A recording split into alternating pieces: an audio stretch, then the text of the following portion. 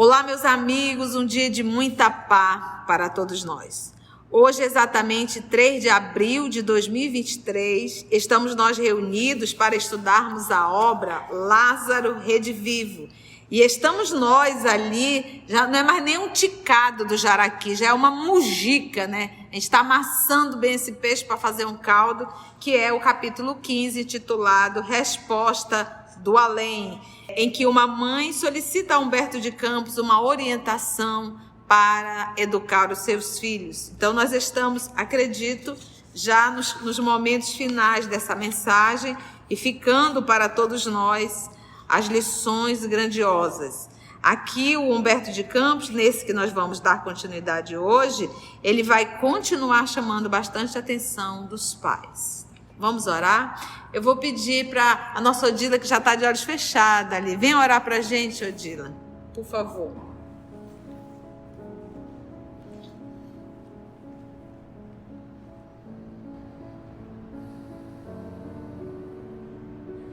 Senhor Jesus, amigo e irmão de todos nós, é com a alegria, Senhor, de chegarmos até aqui para receber o bálsamo que nos sustenta, que nos fortalece e que nos dá ânimo para seguirmos a nossa jornada evolutiva. Agradecemos aos amigos espirituais que estão aqui conosco, pedindo ajuda a eles também, para que nos ajude no entendimento do estudo que vamos receber, para que façam parte da nossa vida no mundo lá fora. Que saibamos nós aproveitar essa grande oportunidade de curarmos as dores da alma, de conseguirmos, Senhor, vencer a nós mesmos e fazer com que se faça a vontade de Deus, nosso Pai, na nossa vida. Abençoa nossa irmã Conceição, que ela receba o nosso carinho e a nossa gratidão, fortalecendo na sua caminhada, na sua trajetória de vida, iluminando a sua mente, que desça sobre ela o bálsamo, Senhor, para que ela se fortaleça e receba as tuas inspirações, as inspirações dos nossos amigos espirituais responsáveis por esta tarefa, que tanto nos ajudam. E abençoa esta casa, esse porto seguro que aqui viemos nos unir para juntos, Senhor, fazer com que a Tua vontade seja o nosso caminho. Graças te damos, Senhor, que assim seja. Obrigada, querida. Então, vamos lá, vamos dar continuidade à resposta do além. Vamos retomar o início sem comentário, e aí a partir do momento que eu não comentei, a tia começa, tá bom? Nós começamos. Começamos a tarefa ingrata, habituando-lhe a boca às piores palavras da gíria e incentivando-lhes as mãos pequenas à agressividade risonha, aquele famoso tapinha que a criança dá no rosto da mãe, do pai, que você acha lindo e dá uma risadinha, né? E o linguajar chulo. Horrorizamos-nos quando alguém nos fala com corrigenda e trabalho. Foi onde nós comentamos. A palmatória e a oficina destinam-se aos filhos alheios, né? Porque a gente é ótimo para dizer que o filho alheio precisa de uma corrigenda, mas a gente não reconhece que o nosso está precisando.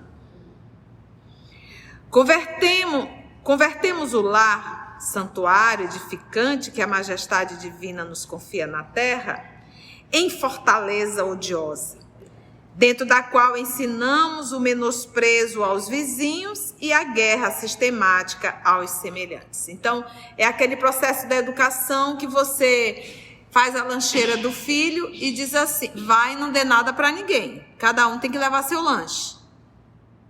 Ou o filho chega em casa com uma marca, uma cicatriz, você olha e diz assim, devolva, bata também. Coisas aparentemente são simples, mas que isso acaba fazendo parte do processo educacional dessa criança. Isso está fazendo parte. E a gente inconscientemente está dizendo para eles serem agressivos, serem egoístas. Leva o menino ou a menina para dançar, né? Faz aquelas danças juninas. E aí você fica ali babando e tirando foto. Quando a criança desce, você era a mais bonita. Você foi a que melhor dançou. Você está incentivando o quê? Nesse cãozinho? Vaidade e orgulho. Satisfazendo-lhes os caprichos, satisfazendo todos os caprichos dos filhos, dispomos-nos a esmagar afeições sublimes. Quantas vezes você não briga com a sua mãe porque discorda em relação ao filho? A sua mãe, talvez mais experiente, diz, minha filha, preste atenção, olha o que você está fazendo com esse menino, com essa menina, e você fica de mal com a mãe. E a mãe está certa, muitas vezes. Às vezes é um tio, uma tia, às vezes um amigo. Pois você toma partido do filho ou da filha e acaba, às vezes, com uma amizade. Entende? Olha só que interessante. Briga com Deus e o mundo. Não tem isso, briga de mãe com adulto por causa de filho, por causa de menino? A gente não vê isso em família? As irmãs brigando por causa dos filhos? Um filho que bateu no outro primo, um primo que bateu no outro primo, e aí uma mãe vai e toma partido pelo aquele que apanhou, e a outra que foi aquele que o filho bateu, vai lá e toma partido, mas ninguém raciocina de forma lógica no processo educacional dessas crianças. Dispomos-nos a esmagar afeições sublimes, ferindo nossos melhores amigos e descendo aos fundos abismos do ridículo e da estupidez. Porque há casos de pessoas que inclusive começam a discutir por conta de criança. Não foi meu filho, foi o seu filho. Seu filho que é mal educado. Meu filho estava só se defendendo. E as crianças estão lá, às vezes, brincando, e os adultos continuam brigando. Fiéis às suas descabidas exigências. Exigência de quem? Dos filhos. E os fiéis quem? Os pais. Fiéis às exigências descabidas dos filhos. Falhamos em 70% de nossas oportunidades de realização espiritual na existência terrestre. Gente, 70% nós falhamos no processo de educação dos filhos. Você tem noção? Gente, 70% é quase 100%. A gente acerta 30%, talvez esse 30% é a parte intelectual, que é o que a gente mais se preocupa. A gente acha que a gente criou filho para tirar 10 e 9. Envelhecemos-nos prematuramente, contraímos dolorosas enfermidades da alma, conduta moral, falando dos pais, e quase sempre só reconhecem alguma coisa de nossa renúncia vazia. Renúncia vazia por quê? Os pais renunciam, abrem mão de uma série de coisas para dar para os filhos, mas só que essa renúncia do pai é vazia. Vazia por quê? Porque a tua renúncia não torna o filho melhor, torna o filho pior. Porque tu está renunciando para atender os caprichos pessoais do filho. Quantas vezes você não renuncia a fazer uma viagem ou de repente comprar alguma coisa para dar alguma coisa para o filho de ordem material? Quantas vezes você não quer... eu quero dar aquele presente para o meu filho, é caríssimo, vou parcelar em 10 vezes. Só para dar para ele. E é um brinquedinho de videogame. Para o menino matar um, matar dois, porque esses aparelhos são caros, viu? Passa o dia todo matando lá, matar um, matar dois, matar três, matar... E detalhe, crianças que se tornaram jovens, que hoje são adultos, que passam 5, 6 horas na frente desses aparelhos, matando.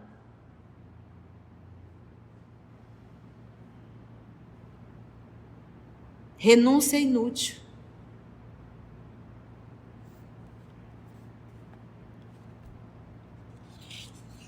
De nossa renúncia vazia, quando o matrimônio e a família direta os defrontam, porque eles não vão casar também um dia?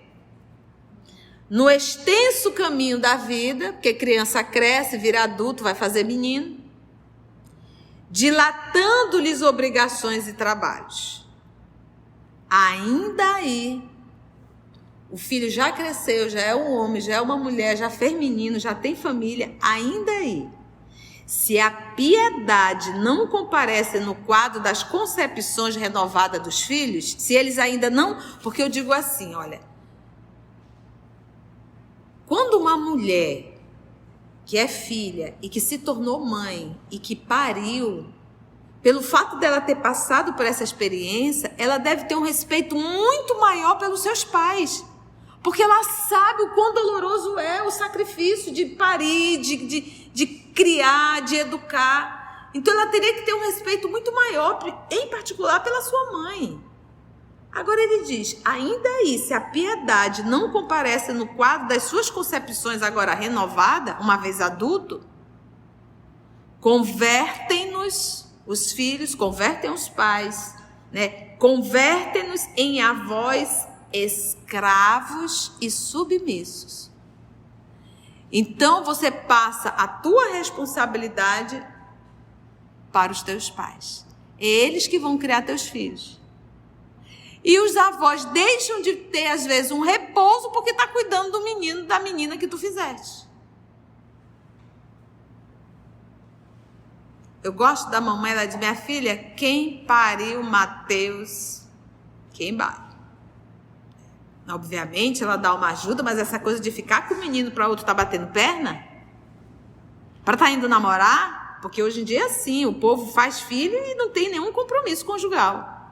Fica a mãe para um lado, o pai para o outro e soca o netinho na casa da avó besta. E os dois continuam com a vida de solteiro, pai e mãe, e a avó, coitada, enrolada para criar a menina.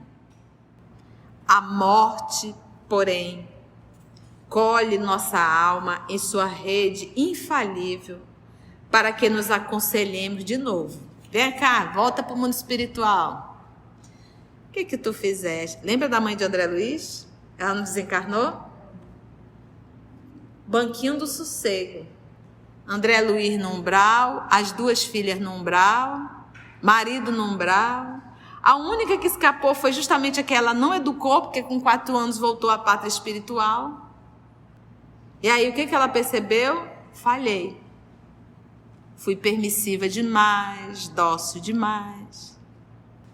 A morte, porém, colhe nossa alma em sua rede infalível para que nos aconselhemos, de novo, com a verdade.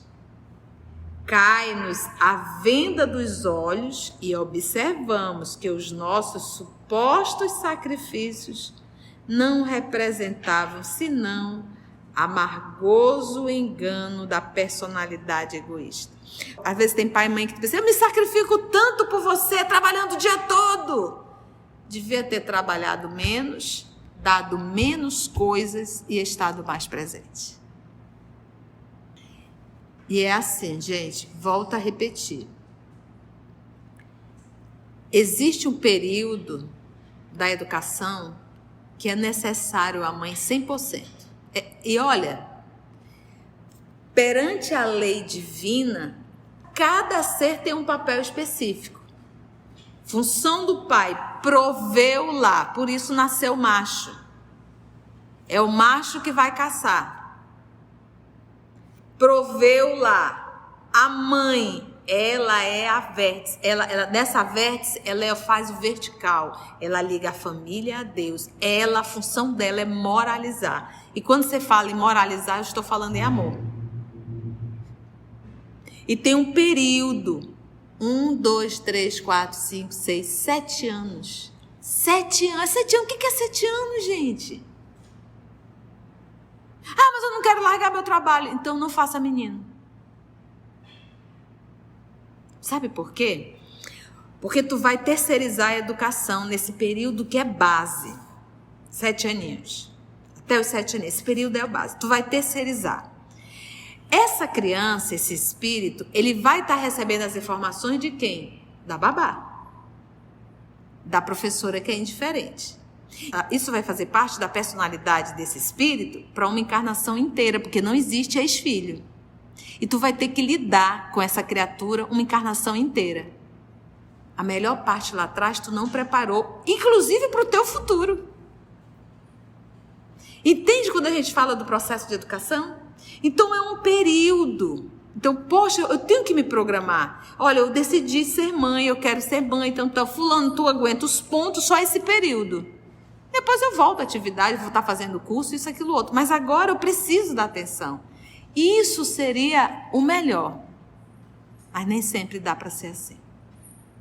Mas seria o melhor. Desde que a mãe verdadeiramente estivesse ali 100% responsável pelo trabalho. Porque às vezes a mãe está em casa, mas é ausente, então não adiantou nada estar em casa. Porque ela mesmo estando em casa, ela quer terceirizar. E sabe por que ela quer terceirizar? Preguiça. Porque educar dá trabalho. No período da pandemia, eu tenho uma irmã que é pedagoga e ela trazia as histórias para mim. Os pais desesperados. Sabe por quê? Porque os filhos estavam em casa. Não era porque o menino estava sem escola, é porque o menino estava em casa. Eu não aguento mais esses meninos. Gente, se a gente não consegue conviver com os nossos filhos, a gente vai querer conviver com quem? Pais desesperados. Por quê? É aquilo que nós já lemos lá atrás. É refém dos filhos. Sabe por que é refém? Porque não soube educar lá atrás. Naquele período. Nossas longas vigílias e atritos angustiosos eram apenas a defesa improfícua, ou seja, inútil, de mentiroso sistema de proteção familiar. E humilhados, vencidos, tentamos, debalde, em vão, o exercício tardio da correção. Por isso que a mãe do André Luiz diz que ela sente a necessidade de voltar e recolher, e ser mãe e recolher novamente esses espíritos. Ela sente a necessidade, por quê? Porque ela tem a consciência que ela falhou. Gente, a maior dor para uma mãe é ver seus filhos em sofrimento. Então não é melhor corrigir aqui do que você ter que acolher e recolher filho nos umbrais da vida, nos vales da vida? Porque não tem como você ficar em paz, sabendo que tem um filho teu a chorar e a ranger os dentes. Prantos e ranger de dentes. Absolutamente desamparados de nossa lealdade, de nossa previdência, por se manterem viciados pela nossa indesejável ternura. Indesejável ternura. Viciados. Olha, o Humberto, ele é duro. Aqui ele fala dos filhos, olha. Absolutamente desamparados de nossa lealdade, porque quando você está encarnado, você pode ser a superprotetora. Só que vai chegar uma hora que não vai dar. Você não vai estar lá. E quando o filho estiver no umbral da vida, também você não tem como ir lá e dizer, deixa que mamãe resolve tudo, deixa que papai resolve tudo. Não dá. Absolutamente desamparado de nossa lealdade, da nossa previdência, por se manterem viciados pela nossa indesejável ternura, Porque ainda tem isso, tem mãe que está amando e o filho está esbofeteando. Eu trabalhei muito tempo no comércio e acabei lidando com muita gente. Eu digo que foi um laboratório de psicologia para mim. E eu me recordo de mães acompanhando os adolescentes, né? E de algumas vezes a mãe dizia assim, deixa a mamãe ver, e a adolescente bater a porta do provador. Sai, mãe, deixa eu escolher sozinha. Não tem problema ela escolher sozinha, mas precisa essa falta de respeito na frente de uma multidão? Ou então aquela mãe prepotente que fica na frente do filho escolhendo o que o filho vai vestir. Eu era gerente da loja, mas às vezes eu me metia, né? Eu ficava olhando aquela cena, aquilo me doía. Aí eu ia por detrás e dizia assim, e você, filho, você gostou desse aqui? O coitado mal expressava a voz, porque aonde tem uma mãe autoritária, todos os excessos torna desequilíbrio. Tem um tímido. O que vai acontecer? Esse menino tímido, que a mãe decide tudo, ele vai procurar uma mulher, por mais que ele odeie, mas a imagem da mãe. Então você não faz um homem, você faz um boneco para ser manipulado. E o coitado mal pode, ele não tem como expressar, ele nem olha, ele olha assim mesmo, ele vai levar esse daqui, é eu que estou pagando, na frente de todo mundo. E é uma personalidade masculina. Entende, gente? Se eu quero respeito dos meus filhos, eu tenho que aprender também a respeitá-los. Sem gritos, sem berros, sem palavrões.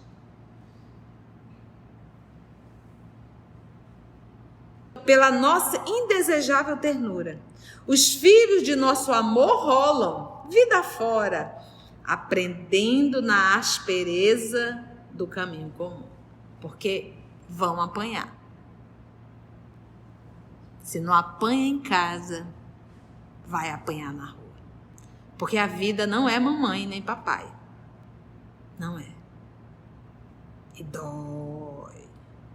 Porque quando ela vem, ela humilha muitas vezes.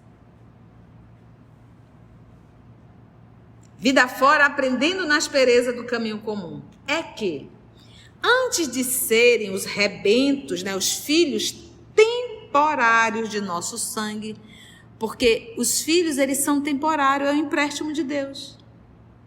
Mas tu não vai ser eternamente mãe ou eternamente filho. Quantas mães eu já tive? Eu me recordo, o Paião já retornou à pátria, já está com mais de 10 anos, e eu tive um sonho recente com ele, a gente se abraçava e ele dizia assim, mas não sou eu que sou seu pai. É como se ele se referisse ao pai espiritual. E eu abraçava e dizia, o Senhor será sempre meu pai. Então a gente para e pensa, quantos pais eu já não tive? Quantas mães eu já não tive quando se fala de mundo espiritual? Quantos filhos eu já não tive? É temporário, gente. É um empréstimo. Quando é que a gente reconhece quando a mãe passa a ter uma maturidade espiritual? Quando ela começa a olhar para os filhos como irmãos de jornada. Não proprietária, mas meu irmão de jornada.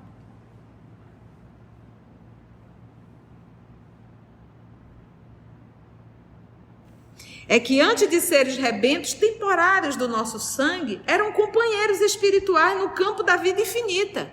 Companheiros espirituais. E se voltaram ao internato da reencarnação, ou seja, se reencarnaram, é que necessitavam atender ao resgate junto de nós outros, adquirindo mais luz do entendimento. Então, ou seja, os filhos que nascem por ti não são anjos, são capetinhas, precisando de orientação, precisando de não. Aprender. Não nasce aqui espírito superior. Todo mundo que nasce aqui é espírito da terceira ordem.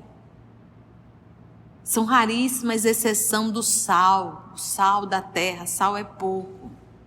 São esses missionários que vêm, que não precisa educar não, porque tu já vê desde pequenininho que a tendência desse espírito é o bem.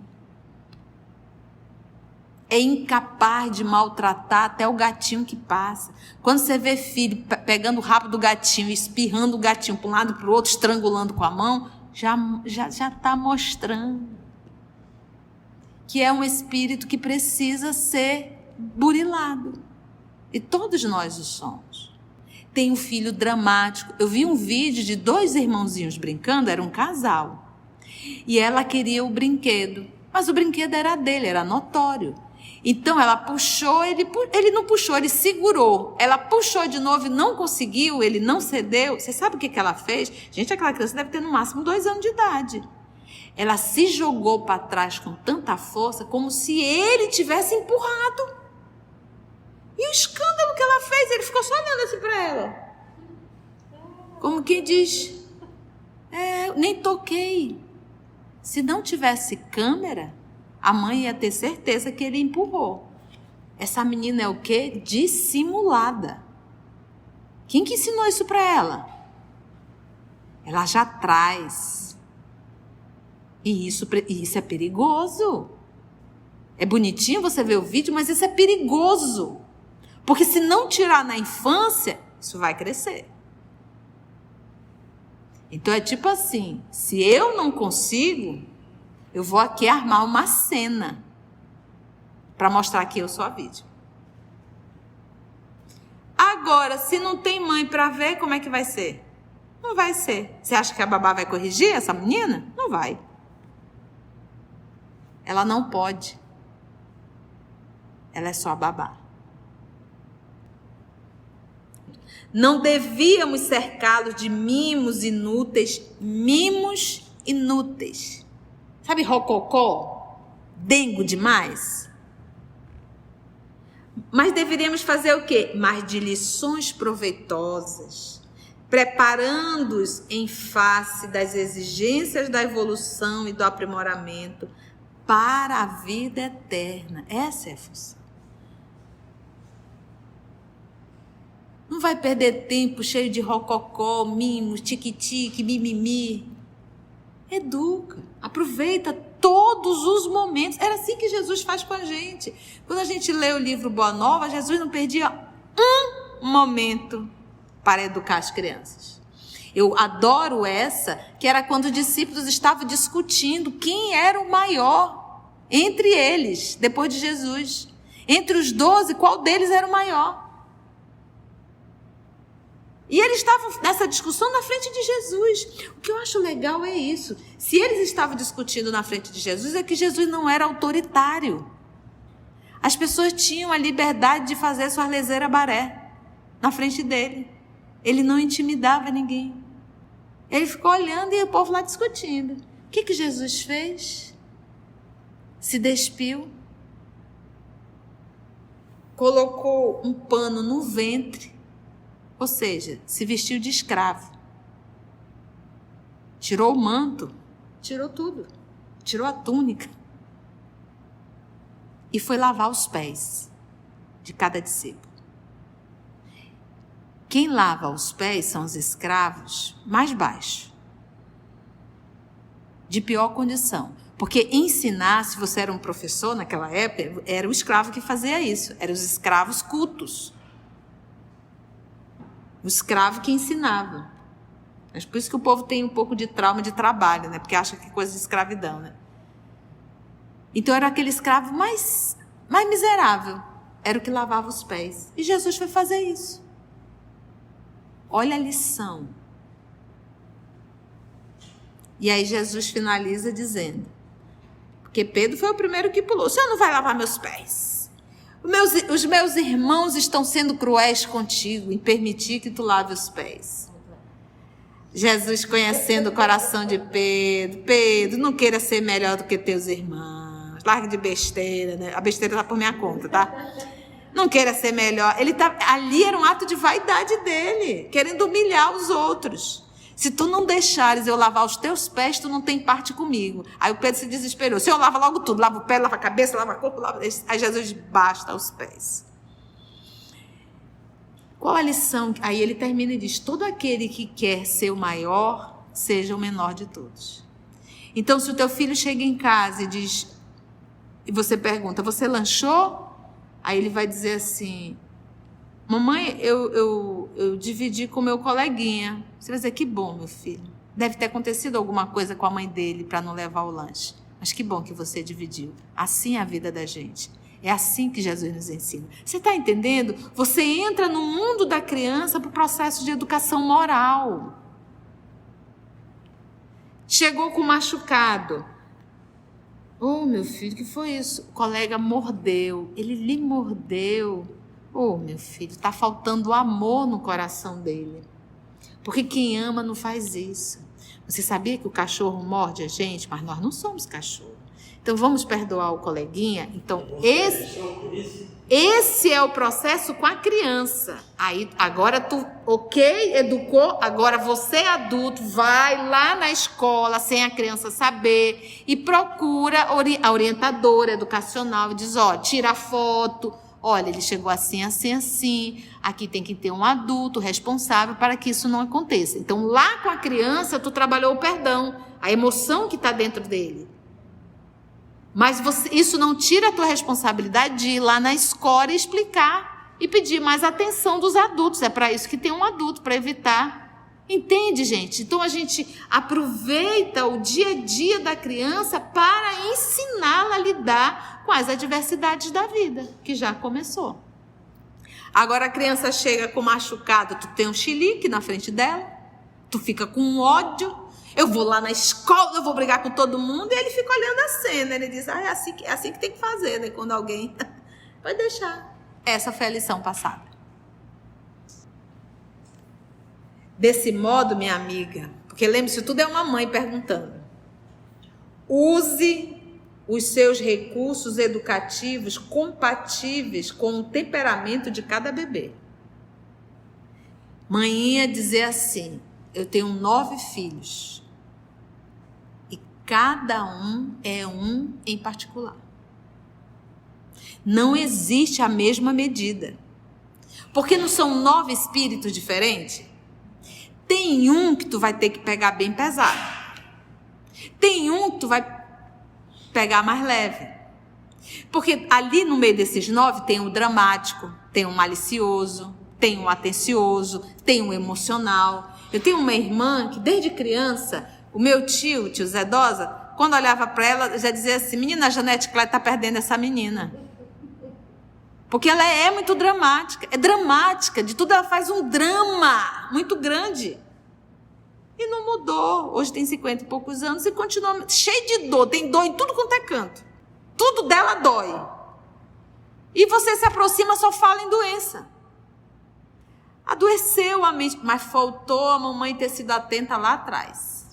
Para ver essa tendência dela. Entendestes? Então, você tem que entender, cada filho, é um espírito, carrega a sua individualidade, e você não é uma mesma medida. Cada um é cada um. E aí você tem que estar atento para olhar e saber aonde tem que apertar e aonde tem que afrouxar. Desse modo, minha amiga, use os seus recursos educativos compatíveis com o temperamento de cada bebê. Ele está falando de cada adulto? De cada bebê. Nós não temos tempo para semear e tempo para colher? A semeadura é na infância, gente. O adolescente já soma o que ele trouxe, o que ele recebeu, ele faz uma junção dentro dele e ele vai construindo a personalidade. O que ele aceitou dos pais, porque a gente educa, mas pode aceitar ou não. A escolha é dele, ele tem um livre-arbítrio. Então, nessa fase aqui, não dá mais para pegar muito pesado, não. Porque ele já tem um discernimento. Então, agora é sentar lado a lado e dizer, vem cá, meu irmão, sente aqui. Vamos conversar.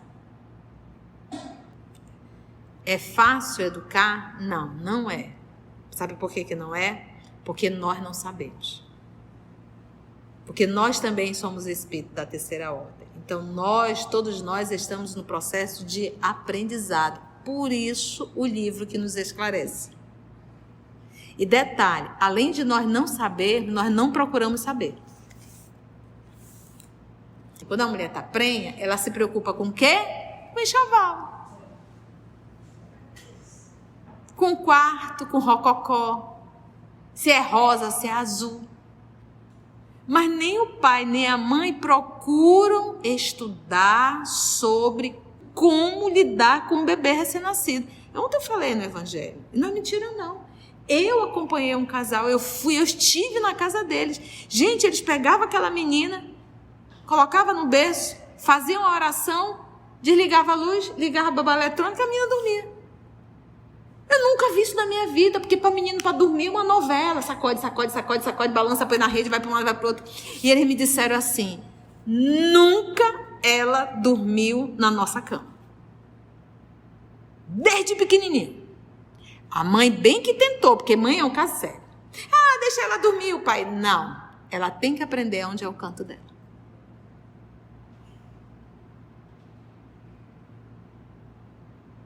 Ela tem que aprender aonde é o canto dela. Desde pequenininha. Dá trabalho? Dá, porque é mais cômodo para a mãe. De 3 em 3 horas tem que alimentar, né? Só faz virar ali, dá meia... Não, tem que levantar e ir lá no quartinho dela. E a criança não chora, não. De 3 em 3 horas, alimentação. E detalhe, a mãe não levantava sozinha, não. O pai ia junto. Super pai ele. Eu fiquei muito, muito sensibilizada de ver a educação daquele casal em relação. Então é assim, gente. O processo é esse. Desse modo, então, minha amiga, para finalizar, use os seus recursos educativos compatíveis com o temperamento de cada bebê, encaminhando-lhes o passo desde cedo na estrada do trabalho e do bem. Na estrada do trabalho e do bem. Desde cedo. Espalhou o brinquedo? Quem que tem que juntar? A criança. E do bom. E do bem. Vamos ali, minha filha, dar um pouco de comida, vamos levar ali para aquelas crianças que não têm? Vamos, desde pequenininho, gente. Ensiná-las também o caminho da verdade e da compreensão. Da verdade e da compreensão. Toca o telefone e teu filho vai atender. Diz que eu não tô. Você está ensinando o quê para o seu filho? Mentira.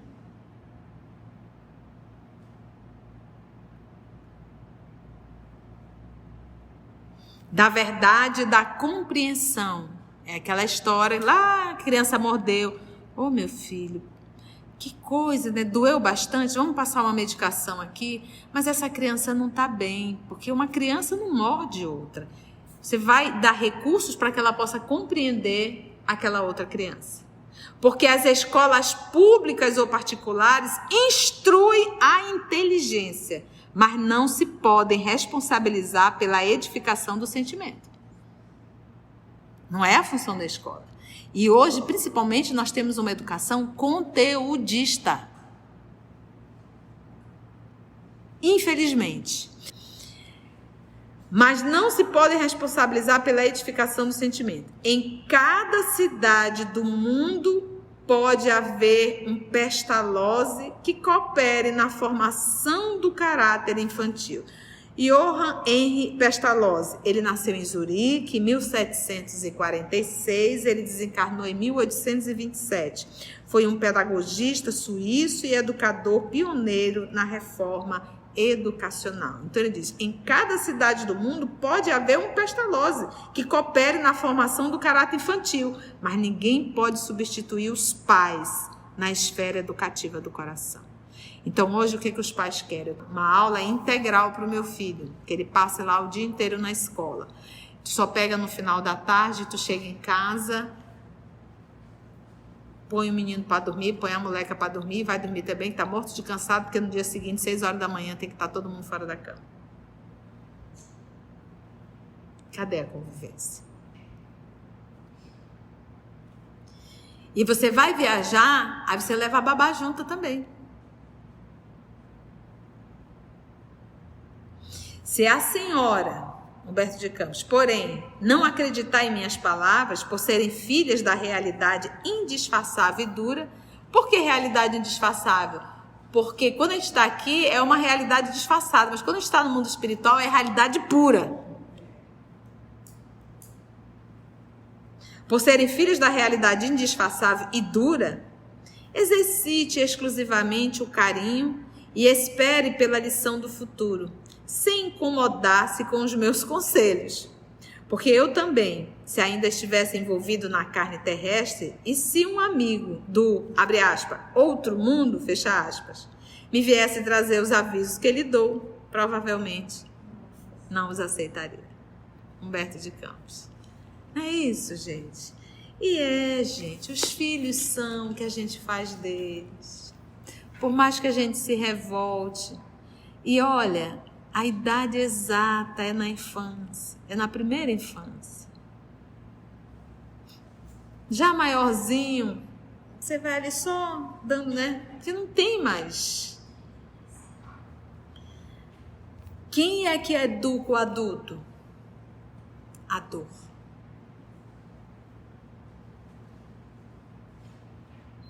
A dor. Foi bom, gente, esse capítulo? Gostou, Leozinho? Deu para aprender? Tu já está aprendendo que tu também vai ser pai. Já vai aprendendo desde já. Aqueles primeiros períodos é o período da maior educação que começa na vida intrauterina. Foi tudo bem? Alguma pergunta, alguma colocação? Valquíria, minha filha, tudo ok? Professor, alguma colocação? Não, olha, é tanta coisa na minha cabeça processando que é difícil. Porque, olha, por exemplo, a gente sabe, a tarefa é tão difícil que Deus confiou a dois, né? Certo? Casar. Cada um com sua função, né? E outra coisa, os nossos filhos são espíritos. Sim. Isso precisa ficar bem claro quanto antes. O problema é que às vezes até a evangelização da casa espírita falha com relação a isso. A criança brinca muito e às vezes o essencial, porque você não pode ensinar o espiritismo, porque muitas vezes os pais não são espíritas. Mas se é uma casa espírita, seja onde for, se é uma casa espírita, a evangelização tem que ser espírita. A criança precisa, o quanto antes, entender que ela é um espírito. E outra coisa, a nossa preocupação é reeducar. Porque eles foram educados lá atrás, dentro de uma conformidade, um processo. Uhum. E eles trazem tendências, propensões, ideias inatas. São coisas que precisam ser corrigidas, trabalhadas. Se os pais não tiverem essa noção, eles só vão querer preparar os filhos para o mundo, para tentarem fazê-los doutor. Uhum, Só que mas eles não precisam primeiramente serem morais. Exatamente. E Que com bom, essa concepção de que eles são realmente espíritos, Interessante. trazem uma bagagem, não só tábuas rasas, trazem uma bagagem e é preciso encarar esse fato e trabalhar isso. Que bom. Antes de orarmos em agradecimento, vamos ouvir algumas considerações da tia que destacamos neste estudo para a reflexão dos ensinamentos. Vamos aos destaques da tia? A gente acha que a gente criou filho para tirar 10 e 9. Os pais renunciam, abrem mão de uma série de coisas para dar para os filhos, mas só que essa renúncia do pai é vazia. Vazia por quê? Porque a tua renúncia não torna o filho melhor, torna o filho pior. Porque tu está renunciando para atender os caprichos pessoais do filho. Quantas vezes você não renuncia a fazer uma viagem ou de repente comprar alguma coisa para dar alguma coisa para um filho de ordem material? Quantas vezes você não quer... eu quero dar aquele presente para o meu filho, é caríssimo, vou parcelar em 10 vezes. Só para dar para ele. E é um brinquedinho de videogame. Para o menino matar um, matar dois, porque esses aparelhos são caros, viu? Passa o dia todinho matando lá, matar um, matar dois, matar três, matar... E detalhe, crianças que se tornaram jovens, que hoje são adultos, que passam 5, 6 horas na frente desses aparelhos, matando. Hoje em dia é assim, o povo faz filho e não tem nenhum compromisso conjugal. Fica a mãe para um lado, o pai para o outro e soca o netinho na casa da avó besta. Às vezes tem pai e mãe que pensa, eu me sacrifico tanto por você, trabalhando o dia todo. Devia ter trabalhado menos, dado menos coisas e estado mais presente. Existe um período da educação que é necessário a mãe 100%. E olha, perante a lei divina, cada ser tem um papel específico. Função do pai, proveu lá, por isso nasceu macho. É o macho que vai caçar. Proveu lá. A mãe, ela é a vértice. Nessa vértice, ela faz o vertical. Ela liga a família a Deus. A função dela é moralizar. E quando você fala em moralizar, eu estou falando em amor. E tem um período. 1, 2, 3, 4, 5, 6, 7 anos. 7 anos. 7 anos. O que é 7 anos, gente? Ah, mas eu não quero largar meu trabalho. Então não faça menino. Sabe por quê? Porque tu vai terceirizar a educação nesse período que é base. 7 aninhos. Até os 7 aninhos. Esse período é a base. Tu vai terceirizar. Essa criança, esse espírito, ele vai estar recebendo as informações de quem? Da babá. Da professora que é indiferente. Isso vai fazer parte da personalidade desse espírito para uma encarnação inteira, porque não existe ex-filho. E tu vai ter que lidar com essa criatura uma encarnação inteira. A melhor parte lá atrás tu não preparou, inclusive para o teu futuro. Entende quando a gente fala do processo de educação? Então é um período. Então, poxa, eu tenho que me programar. Olha, eu decidi ser mãe, eu quero ser mãe, então fulano, tu aguenta os pontos só esse período. Depois eu volto à atividade, vou estar fazendo curso, isso, aquilo, outro. Mas agora eu preciso da atenção. Isso seria o melhor. Mas nem sempre dá para ser assim. Mas seria o melhor. Desde que a mãe verdadeiramente estivesse ali 100% responsável pelo trabalho. Porque às vezes a mãe está em casa, mas é ausente, então não adiantou nada estar em casa. Porque ela mesmo estando em casa, ela quer terceirizar. E sabe por que ela quer terceirizar? Preguiça. Porque educar dá trabalho. Gente, a maior dor para uma mãe é ver seus filhos em sofrimento. Então não é melhor corrigir aqui do que você ter que acolher e recolher filho nos umbrais da vida, nos vales da vida? Porque não tem como você ficar em paz sabendo que tem um filho teu a chorar e a ranger os dentes. Prantos e ranger de dentes. Quando você está encarnado, você pode ser a super protetora. Só que vai chegar uma hora que não vai dar. Você não vai estar lá. E quando o filho estiver no umbral da vida, também você não tem como ir lá e dizer, deixa que mamãe resolve tudo, deixa que papai resolve tudo. Não dá. Onde tem uma mãe autoritária, todos os excessos tornam desequilíbrio. Tem um tímido. O que vai acontecer? Esse menino tímido, que a mãe decide tudo, ele vai procurar uma mulher, por mais que ele odeie, mas a imagem da mãe. Então você não faz um homem, você faz um boneco para ser manipulado.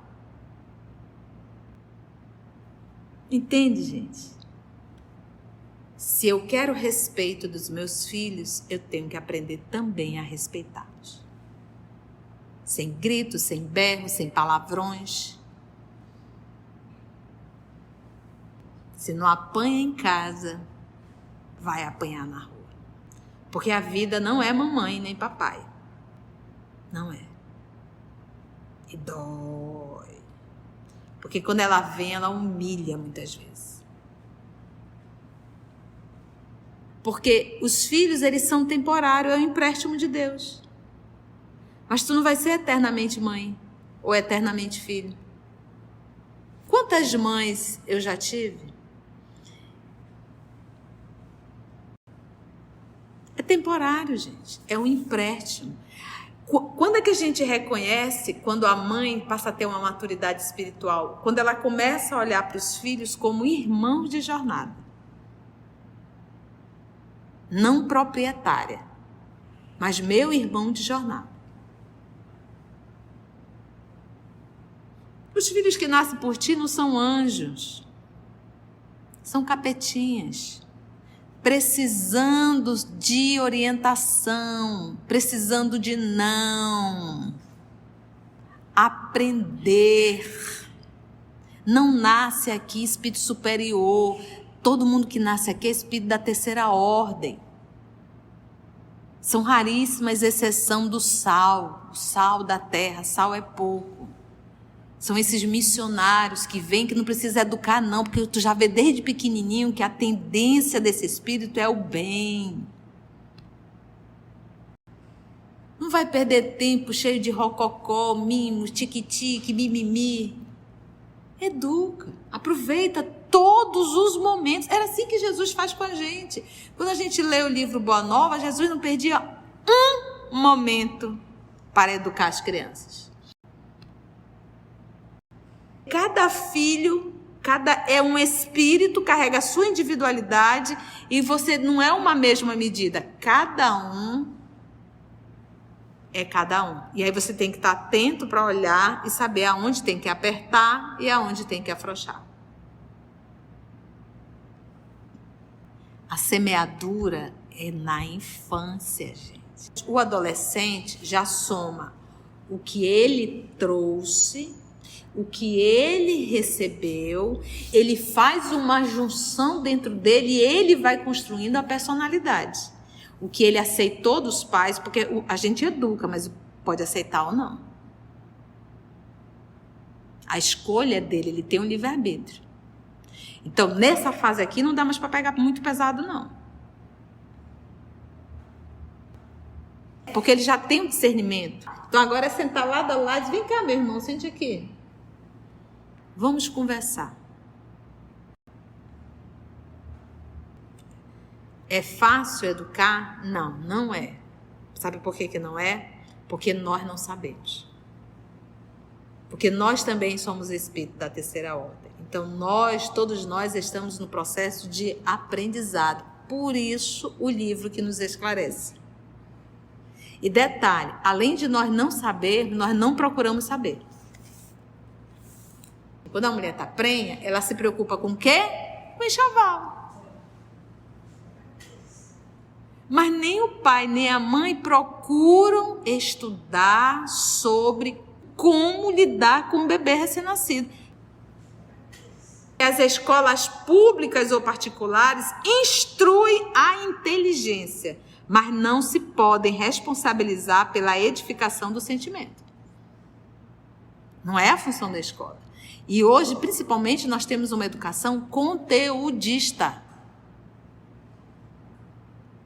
Infelizmente. Os filhos são o que a gente faz deles. Por mais que a gente se revolte. E olha, a idade exata é na infância. É na primeira infância. Já maiorzinho, você vai ali só dando, né? Porque não tem mais. Quem é que educa o adulto? A dor.